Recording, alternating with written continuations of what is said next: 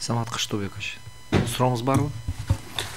Рахмат, бар, бир суроом бар эле. Тактачу. Сиз азыр белгиледиңиз, кызыкчылыктардын кагылышы жөнүндө мыйзамдын жоболорун билесиз да жакшы. Ошо кызыкчылыктардын кагылышы негизи сиздин оюңузча болобу же сиздин оюңуз кандай? Мен оюмча кызыкчылыктардын кагылышы ал жеке адамдын өзүнүн көз карашына байланыштуу болот. Ошол чөйрөсүнө байланыштуу болот деп ойлойм. Анан эми мамлекеттик кызматта отурганда бул жерде аткаруу бийлигинин жетекчиси болуп аткандан кийин ал кандайда бир мындай бир ошол жергиликтүү бийлик органдарында мен ойлойм чакан айыл өкмөт, чакан шаарлардын силер мыйзам чыгаруу органы тарабынан бир кандайда бир тетирисинен мыйзамды аткарылышын ошол жерде жергиликтүү бийликтин өнүгүшүнө терс таасирин тийгизип атат дейм. Мисал айтып кетели, мен өзүмдүн районума караштуу Маймак деген айыл бар. Ал жерде болгону 500 киши жашайт. 500? Да. Жана айтып кеткендей.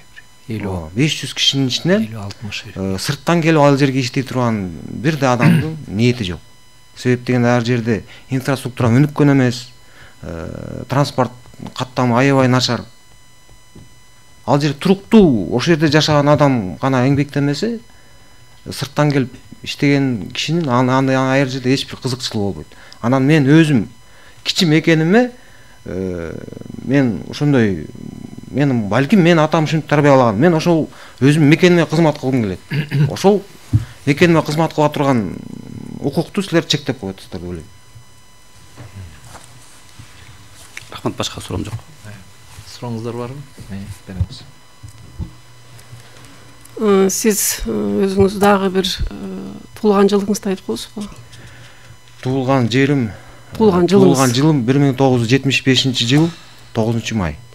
Азыр толук жашыңыз кандай? Толук жашым азыр 48-ке толуп электим, 47-те. Кайсы мекемеде окудуңуз эле, жогорку окуу жайда? Мен техникумдан баштап. Кайсы жерде? Техникумда Бишкектеги коммерциялык колледжде окугам. Ошондо сиз өзүңүздүн жашаган жериңизден, туулуп өскөн жериңизден кайсы жылы кеттиңиз эле? Туулуп өскөн жеримден мен кете элекмин. Окууду бүтүп барып кайра ошол айылдамын. Азыр кайсы жерде турасыз? Азыр Бишкекте турам. Кайсы жылдан бери иштеп атасыз? 1 жылдан бери Бишкектемин. Бишкекте. Үй бүлөлүк шартыма байланыштуу. 1 жылга чейин сиз өзүңүздүн туруктуу туулуп өскөн жериңизде жашап жатасыз, турасызбы? Туурабы? Жок, туура эмес. Себеп дегенде мен дагы бир нерсени белгилеп кетким келет. Туулуп өскөн деген элеге чектелбейт. Мен өзүмдүн ата мекеним, чоң аталарым, биздин уруунун пайда болгон жери биздин районго караштуу Арчабул деген айылда да. Ал эми мени чоңой өскөн жерим Аманбаев деген айылда.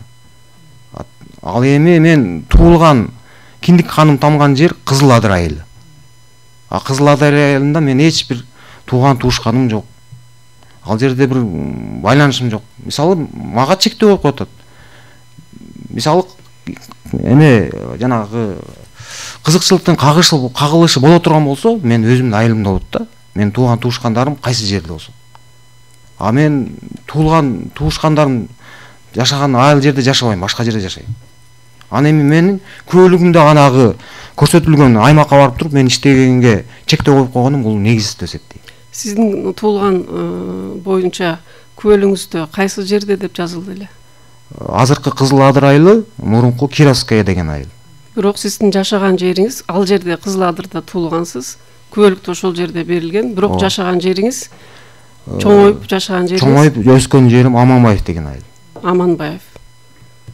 Сизге ушул кандай тиешеси болуп атат? Сизде басмырлоо? Басмырлоо ошол сиз Кызыл Адырда райондун борбору болгон Кызыл Адыр айылына барып эмгектенгенге чектөө коюлуп турат. Бирок сиз айтып атасыз, өзүңүздүн текстиңизде айтып кеттиңиз, мен өзүм жашаган жерим башка айыл болуп атат, туурабы? Туулган жериңиз башка. Ооба. Мен Кызыл Адырда эч кандай тиешем жок деп атасыз, Жок. туурабы? Туугандарым жок дейсиз. Сиз өзүңүздүн өз чоңойгон жериңизге кызмат кылгыңыз келип атат, туурабы? Сизде чектөө барбы? Туул өскөн жериме, чоңой өскөн жериме чектөө жок, бирок көлүгүм жазылып калган. Бирок сиз айтып атпайсызбы? Кызыл Адырда мен эч кимим жок. Мен ал жердин инфраструктурасын билбейм деп атасыз. Кандай инфраструктурасын билбейм деген жокмун мен. Жок, туугандарым жок деп атасыз, туурабы? Жок, Кызыл Адырда. туугандарым жок, бирок мен ошол жерге кызмат кылгым келип атат. Сиз ошол жерге кызмат кылдыңыз. Ооба, ошол жерге. Себеп дегенде мен ал жерде өкүлчүлүк кызмат кылып, келишим негизинде юрист болуп иштегем. Азыркы учурда ошол жерде өнүгүүдүн прогресс эмес, регресске түшүп атат. Өзүңүздүн туулуп эмес, өскөн жериңизге кызмат кылгыңыз келеби? Өзүм туулуп өскөн жериме кызмат кылып келдим. Ушул учурда 15 жыл. Мен жетекчиликке чейин баргам, айыл өкмөтүнүн орун басарына чейин. Жөнөкөй адистиктен баштап. Барбы дагы суроолор? Мен сизге суроо берейин, бирок өзүңүздүн оюңуз боюнча негизи эле ошол кызыкчылыктар, тирешүүлөр болушу ыктымалбы, эгерде ошол талапкер айыл өкмөтүнүн башчысына мисал алалы, эгерде ошол талапкер ошол жерде эми ошол жерде туугандар деп коелучу, жана орусча уроженец деп атпайбы, ошол жерден. Анан кийин негизи ошол жергиликтүү маселелерди чечип атканда, аякта билесиңер, чоң маселелер бар, жер маселелери бар, суу маселеси бар, уруксат маселеси бар. Мында эгерде карап көрсөк, бир топ эле чоң маселелер чечилет. Көп мамлекеттик ыйгарым укуктар айыл өкмөттөрүнөн берилген. Ошол жергиликтүү ошол жерлерде, жерлерде ошол маселелерди айыл өкмөттөр чечсин деп. Ошол жерде кызыкчылыктар туушканга караганда ошол жерде бири менен тирешүү болуш ыктымалбы, же андай болбойбу бизден вообще? Мен практикамда болгон жок. Жок, негизи өзүңүздүн оюңуз боюнча. Мен азыр айткан жокмун, сиз иштеген жериңиз, сиздин иштеген айыл өкмөтүңүз тууралуу, же туулуп өскөнүңүз тууралуу, туугандарыңыз, же негизинен эле айтам. Биз деген азыр маселени бул сизге тиешелүү маселе катары чечилиши эмес. Бул жерде бардык мамлекетке тиешелүү маселе чечилип атат.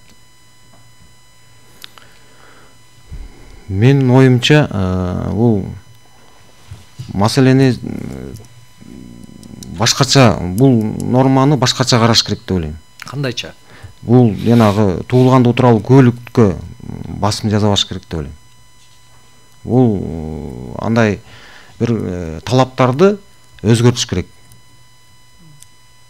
Бул туулган жерине деген чектөө, бул менин оюмча, бул адамдын укугун басмырлоо болуп эсептелет. Түшүнүктүү. Отуруңуз.